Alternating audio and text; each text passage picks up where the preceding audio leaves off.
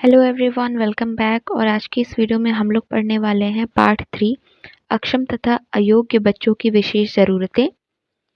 ये पाठ की रूपरेखा है। इसके बाद है आइए इसके बारे में जानें। फिर आता है हमारा उद्देश्य। नेक्स्ट टॉपिक है हमारा अक्षम तथा अयोग्य बच्चों की विशेष ज़रूरतें एवं कारण, यानी कि जो बच्चे अक्षम होते हैं उनकी क्या क्या ज़रूरतें हो सकती हैं, इसके बारे में जानकारी दी गई है। और कोई जो बच्चे होते हैं वो विकलांग क्यों हो जाते हैं उसके कारण बताए गए हैं। नेक्स्ट पेज पर कुछ अन्य कारण भी बताए गए हैं। यहाँ मंदबुद्धि बालकों के बारे में बताया गया है। फिर है हमने क्या सीखा एक, जिसमें ए नंबर प्रश्न में सत्य और असत्य की पहचान करना है। पहला प्रश्न है मानसिक समस्याएं तथा हीन भावनाएं कभी कभी बच्चे को अक्षम या अयोग्य बना देता है, तो सही होगा। दूसरा है विकलांगता शारीरिक वाणी तथा स्नायुविक दोष संबंधी होती है, सही। कान में संक्रमण या दुर्घटना के कारण बोलने में दोष होता है, गलत। मानसिक बाध्यता या भावात्मक तनाव के कारण हकलाना और वाणी दोष होता है, सही। सभी बच्चों में हकलाने की आदत होती है, गलत। इसके बाद है खाली स्थानों की पूर्ति करें।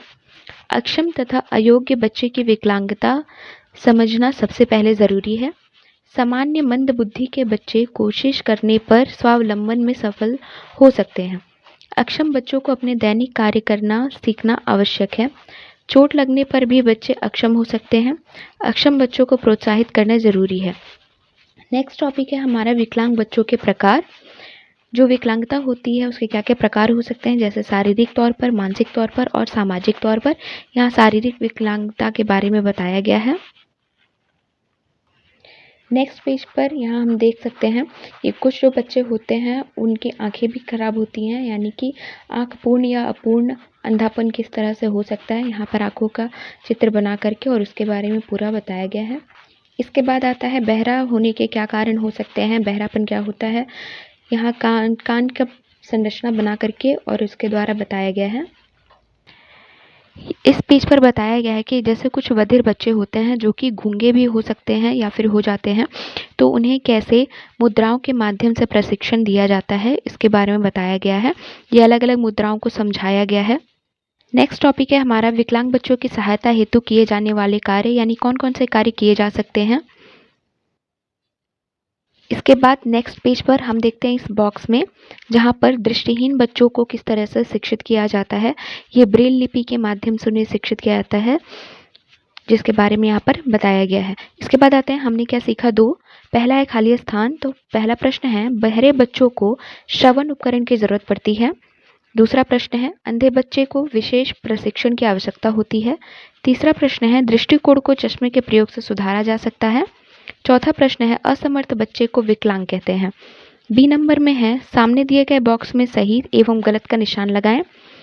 पहला प्रश्न है मानसिक विकलांगता नहीं होती है, गलत। दूसरा प्रश्न है संसार के सभी बच्चे एक जैसे होते हैं, गलत। हमारा तीसरा प्रश्न है असमर्थ बच्चे अपनी दैनिक क्रिया सुचारू रूप से नहीं कर पाते, सही। चौथा प्रश्न है सामान्यतः बहरे बच्चे गूंगे भी होते हैं, सही। असामाजिक विकलांगता नहीं होती है, सही। उसके बाद कुछ महत्वपूर्ण बिंदु जो इस पार्ट से रिलेटेड दिए गए हैं। फिर आते हैं अंतिम अभ्यास की ओर। पहला लघु उत्तरीय प्रश्न है माता पिता द्वारा बच्चों को भावात्मक सुरक्षा क्यों जरूरी है, वर्णन करें।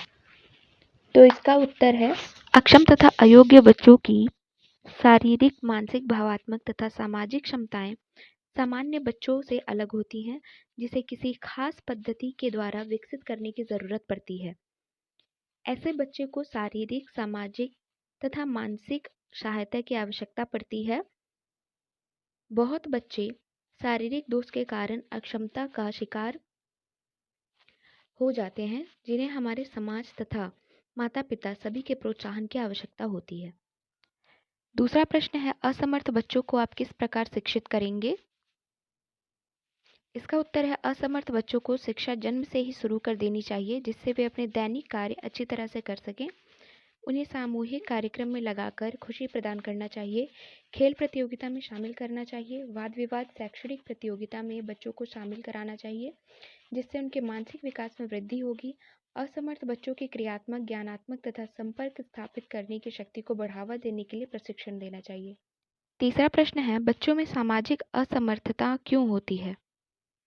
इसका उत्तर है, अक्षम बच्चों को सामाजिक सुरक्षा, मार्गदर्शन और प्यार दुलार कम मिल पाता है, जिसके कारण बच्चे असामाजिक होकर अपराधी बन जाते हैं।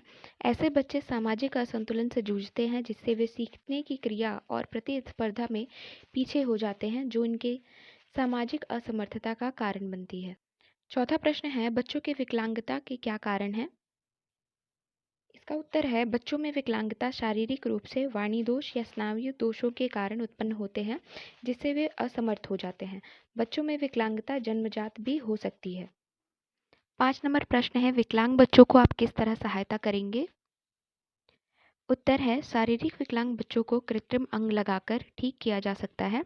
विकलांग बच्चों को शैक्षणिक आवश्यकताओं को प्रोत्साहित करना चाहिए, जैसे बुनना, चित्रकारी, खिलौने बनाना आदि की शिक्षा देकर उन्हें उनके आत्मविश्वास को बढ़ाना चाहिए। ऐसे बच्चों को गरीबी, भूखमरी, अज्ञानता से दूर रखना चाहिए तथा आत्मनिर्भरता का ज्ञान बचपन से ही देना चाहिए। इन बच्चों को चरित्र निर्माण की शिक्षा देनी चाहिए।